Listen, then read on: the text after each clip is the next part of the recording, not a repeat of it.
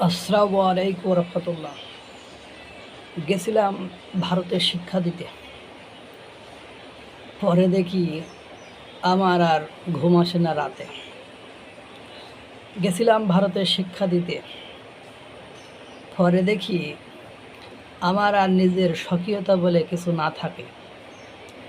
গেছিলাম ভারতে শিক্ষা দিতে, পরে দেখি যারা দেবে দেবে বলে আশ্বাস দিয়েছিল তারা এমন এক প্রস্তাব দিয়েছে, তাতে করে আমেরিকা যুক্তরাজ্য ভারত আমার কাঁধে বন্দুক রেখে কাম সারে।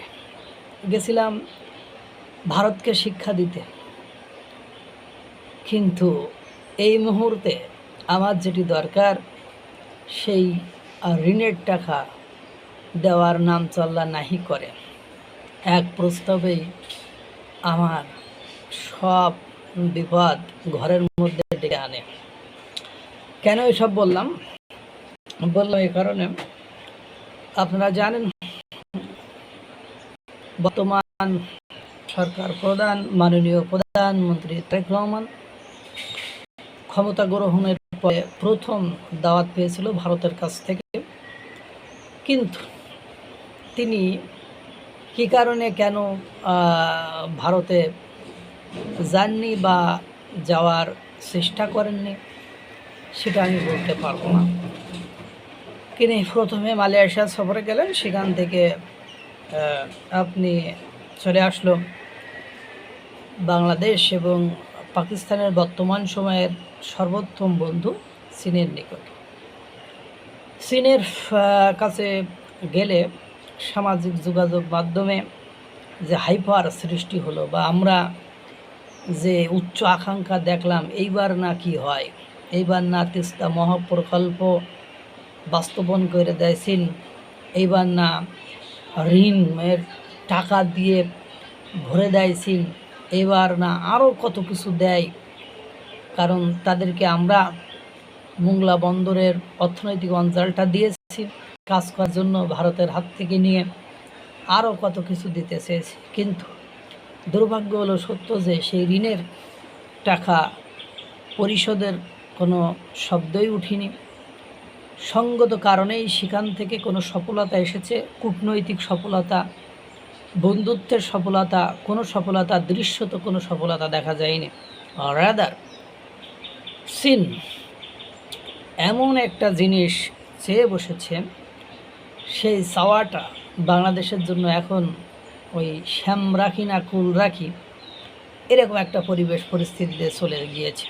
যদি বলেন কেন, হলো দেখেন, চীন বলছে যে বাংলাদেশ, মায়ানমার আর চীনের একটা অর্থনৈতিক করিডোর বানাবে, আর এই অর্থনৈতিক করিডোর দিয়ে কাজ করলেই তারপরে বাকিগুলো চিন্তা ভাবনা করবে। কিন্তু দেখেন, মার্কিন যুক্তরাষ্ট্রের সাথে যে বাণিজ্য চুক্তি হয়েছে, তাতে করে তার আগে থেকে, এই চুক্তির অনেক আগে থেকে অর্থনৈতিক করিডোর না, মানবিক করিডোরের জন্য জাতিসংঘ আবেদন করে আসছে। কিন্তু বাংলাদেশের মানুষের বাধার কারণে এবং বিভিন্ন জটিলতার কারণে সেইটা ডক্টর ইউনূস করতে পারে নাই।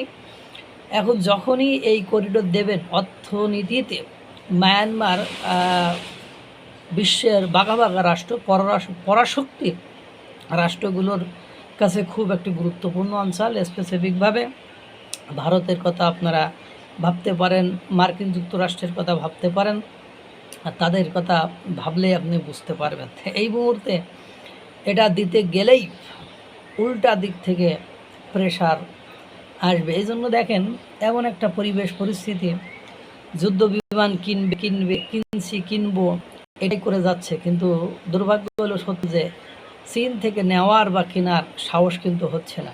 সুতরাং সামাজিক যোগাযোগ মাধ্যমে চীন সফর যতটা সফল হয়েছে, তার চেয়ে বেশি গোদের উপর বিষ ফোড়ার হওয়ার মতো পরিবেশ পরিস্থিতির সৃষ্টি হয়েছে। অর্থাৎ যে ওরা যে চীন যে প্রস্তাব দিয়েছে, সবাই ভেবেছিল এবার মনে হয় তিস্তা মহাপ্রকল্প এটা বাস্তবায়ন হয়ে যাবে, তারপরে বাংলাদেশ এখন যে ঋণের ফাঁদে বা ঋণে জর্জরিত, এই ঋণের কিছুটা স্বল্প কিস্তিতে ঋণ ফিন দিয়ে বা স্বল্প সুদে ঋণ টিন দিয়ে বাংলাদেশকে সামনের দিকে এগিয়ে নিয়ে যাবে। দুর্ভাগ্য হলো সত্য যে সেগুলো হয় নাই, বরং ভারত, আমেরিকা এবং যুক্তরাজ্যের চোখ রাঙানো যাতে বাংলাদেশের উপর পড়ে সেই প্রস্তাব দিয়েই চীন ঠান্ডায় বসে আছে। দেখতে থাকুন, শ্যাম রাখবেন না কুল রাখবেন আল্লাহই ভালো জানে। এবং যে চুক্তি মার্কিন যুক্তরাষ্ট্রের সাথে হয়েছে সে অনুযায়ী ও দেশ থেকে অস্ত্র কেনার কথা শুধু শুনেই যাবেন, কিন্তু কিনতে পারবেন বলে আমার মনে হয় না। আল্লাহ তাআলা সকলকে ভালো রাখুক, সুস্থ রাখুক। আসসালামু আলাইকুম ওয়া রাহমাতুল্লাহ।